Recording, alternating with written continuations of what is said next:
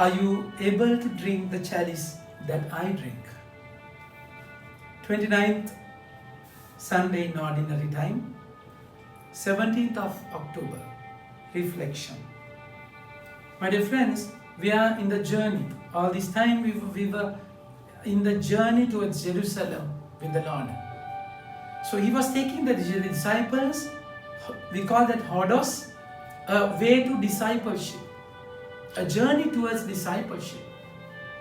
So in this way, the Lord was saying 3 times that he has to suffer. In those 3 times, the first time Peter rebuked him and said, it should not happen, you should not suffer. The second time we find another Sunday where the disciples never understood what he said. Rather they were fighting for the position. And today, just after a passion narrative, today they are arguing. Their 2 disciples wanted either sides of his seat position, which is a completely contradictory pleading, my dear friends. So there we are in the journey towards discipleship, where disciples did not understand the meaning of suffering. So that's exactly why we find the beginning of the gospel, read these passion narratives, where the Lord was taking them in the pagan lands. It began with a person who was blind. Jesus healed him. And it will end. Next Sunday we'll come to the Sunday where he healed another blind person. So this whole scenario is sandwiched between 2 blind persons' incidents, where the Lord was saying, where the gospel writer wanted to say that this idea is blindfolded from the eyes of the disciples. So my dear friends, it's a journey and it's a contradiction when Jesus said, what do you want me to do? The same thing was asked by Bartimaeus. Same question was asked by the blind Bartimaeus. And he said, Lord, I want sight and light. That's what he wanted.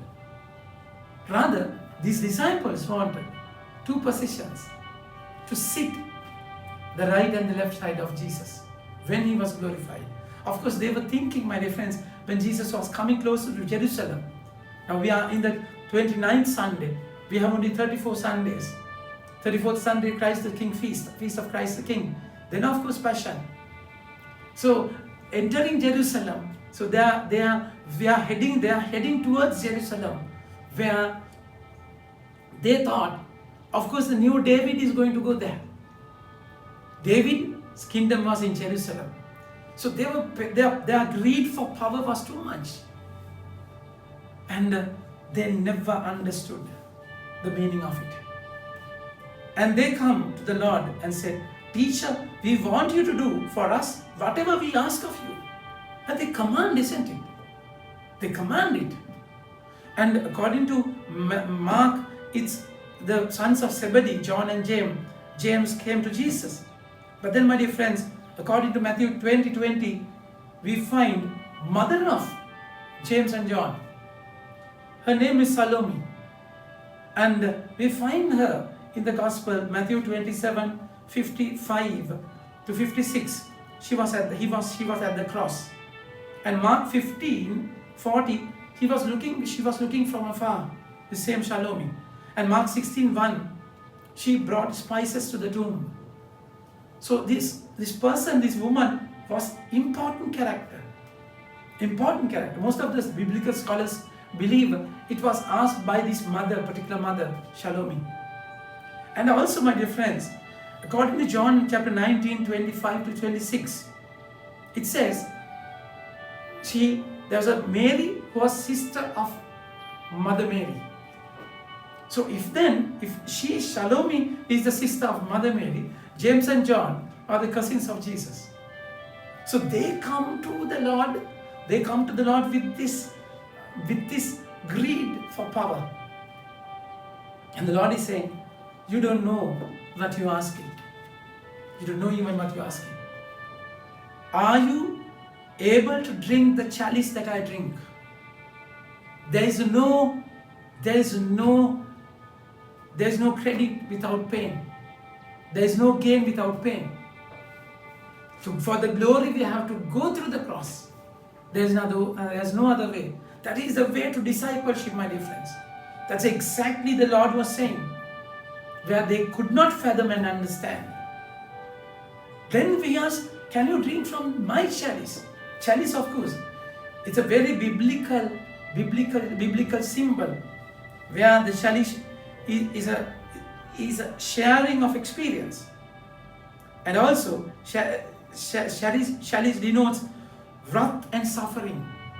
The Lord is saying, can you share my chalice, my suffering? So it's a way of joining Jesus in the calling to suffer. So Jesus is the high priest, isn't it?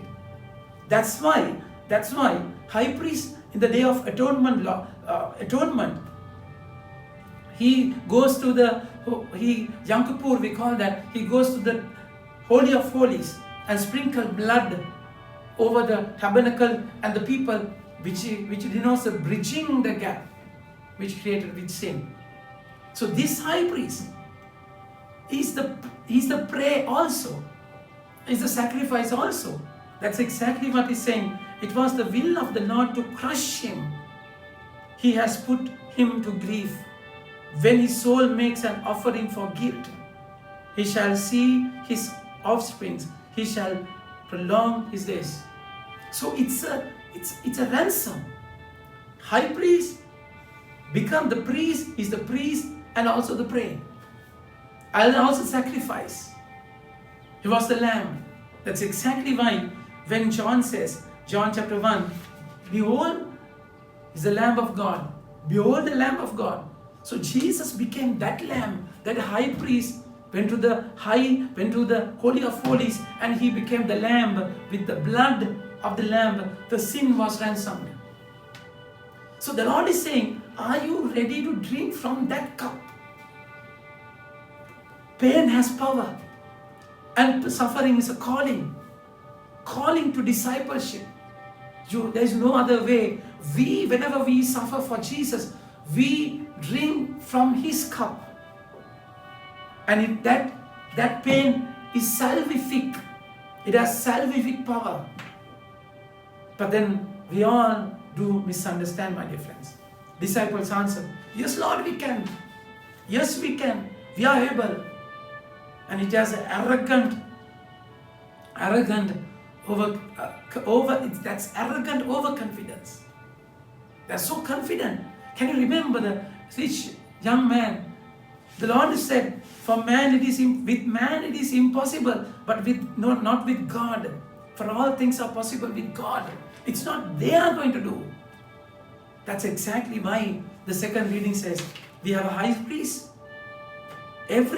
but one who is in every respect has been tempted as we are, yet without sin, of course. Let us then with confidence draw near to the throne of grace, that we may receive mercy and find grace to help in time of need. So that's exactly where our strength lies, our help lies. We have a high priest who became the prey, who became the sacrifice. And you are called to share, take part in that chalice. But whenever we fail, he gathers them all. They were angry with James and John. He gathers them all and teaches again. So let's go to him, my dear friends. Let's go to him, be with him, learn from him. And whenever we suffer, we share in his suffering, which has power to save. It has salvific effect, my dear friends. Amen. May God bless you.